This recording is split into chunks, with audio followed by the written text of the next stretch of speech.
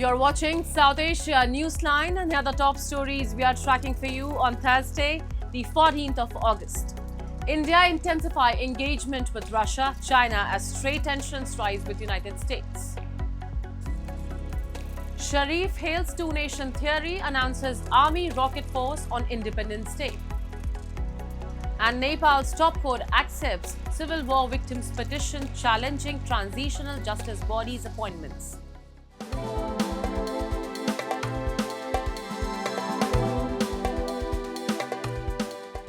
And now for all the details. Amid strained ties with the United States over President Donald Trump's tariff impositions, India has stepped up its engagements with China and Russia, its fellow founding members of BRICS.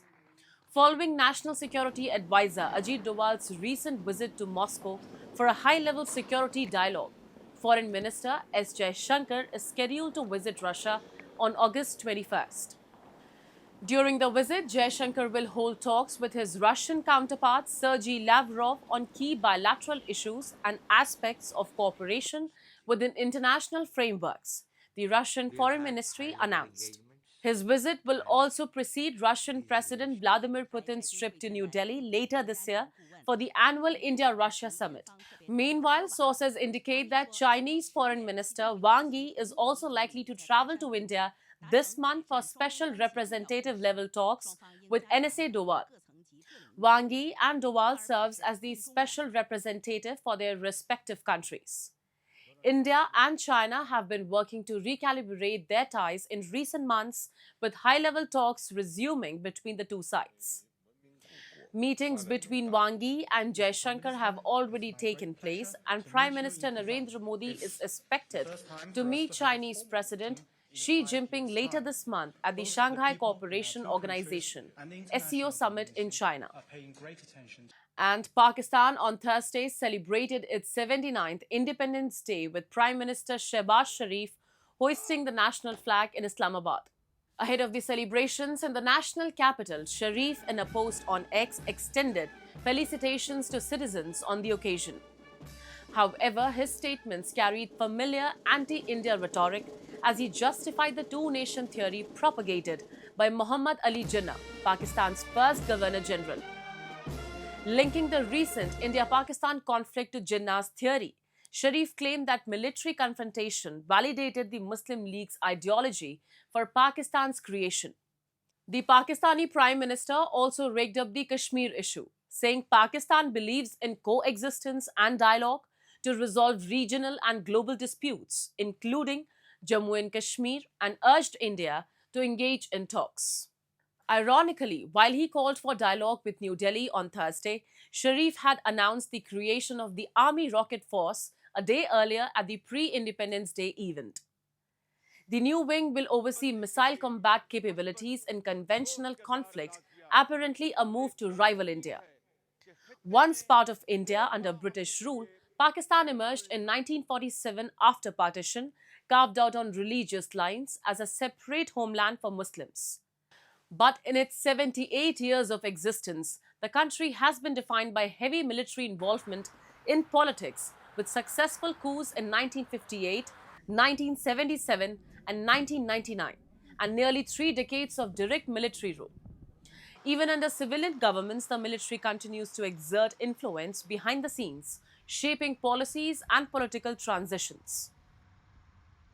The U.S. Special Inspector General for Afghanistan Reconstruction, in a recent report, accused the Taliban of diverting the international aid through force and other means to ensure that it is directed according to their preferences rather than donor intentions.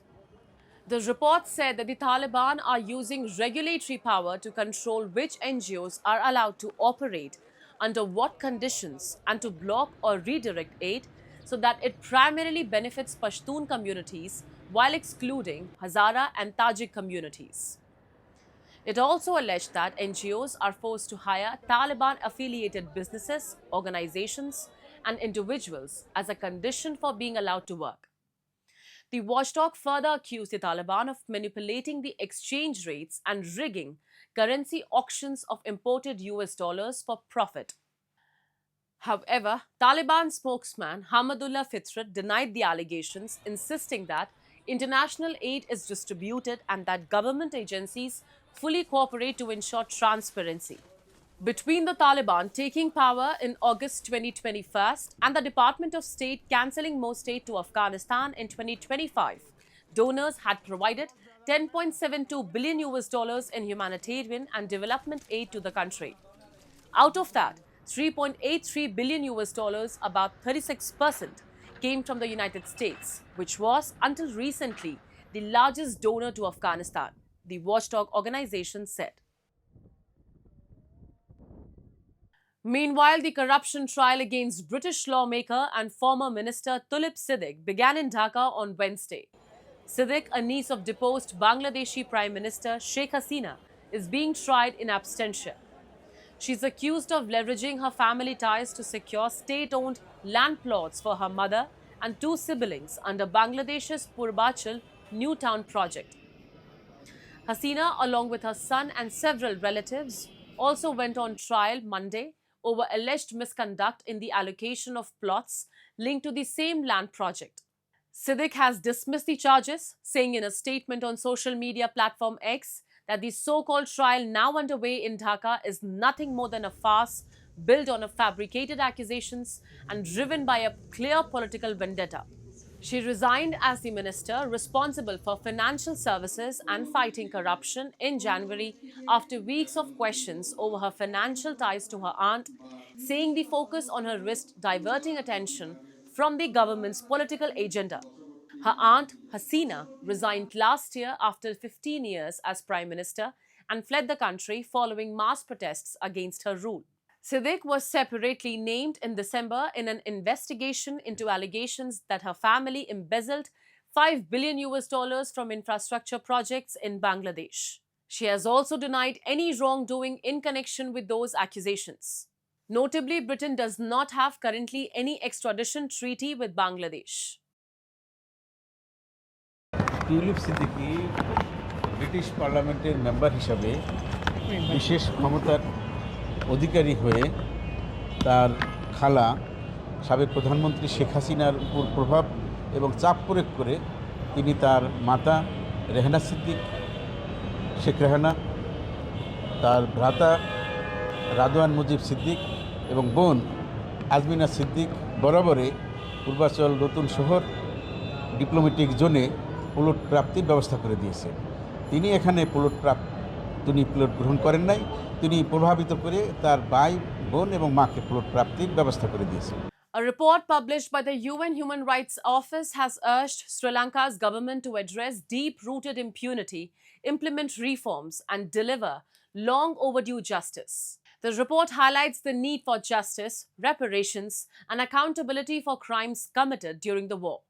Sharing the report, UN Human Rights Chief Volker Turk, who was recently on a visit to Sri Lanka, said that a government pledging to deliver justice must also restore the rule of law.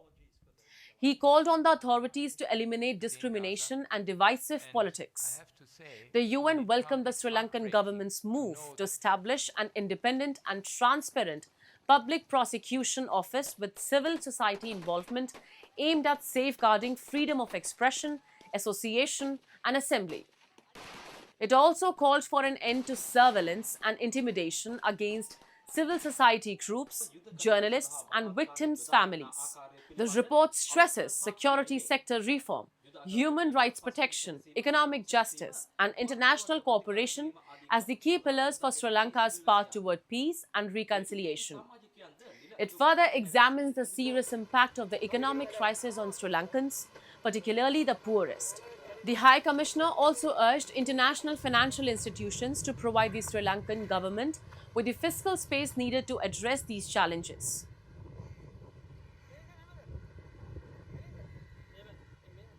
And a writ petition filed by 334 conflict victims against the recent appointments to Nepal's transitional justice bodies has been accepted by the Supreme Court. The Kathmandu Post reported. A single bench of Justice Dil Prasad Shrestha overturned the court's initial refusal to register the petition. The transitional justice bodies in question are the Truth and Reconciliation Commission and the Commission of Investigation on Enforced Disappeared Persons. The petitioners argue that the government's selection process was constitutionally flawed and politically motivated, alleging that quota-based appointments were made without consulting victims or following merit-based criteria. The petition also challenges provisions of the amended Transitional Justice Law, saying they do not comply with constitutional and legal norms. The Supreme Court had first declined to register the case, citing lack of evidence, but has now cleared the way for it to proceed. The petition stems from grievances related to Nepal's decade-long Maoist insurgency, also known as the Nepalese Civil War, which pitted government forces against the Communist Party of Nepal, Maoist. The rebels sought to overthrow the monarchy and establish a republic, with the conflict escalating into widespread guerrilla warfare before eventually ending in a peace accord. That's all in tonight's edition. We will see you same time tomorrow. Good night.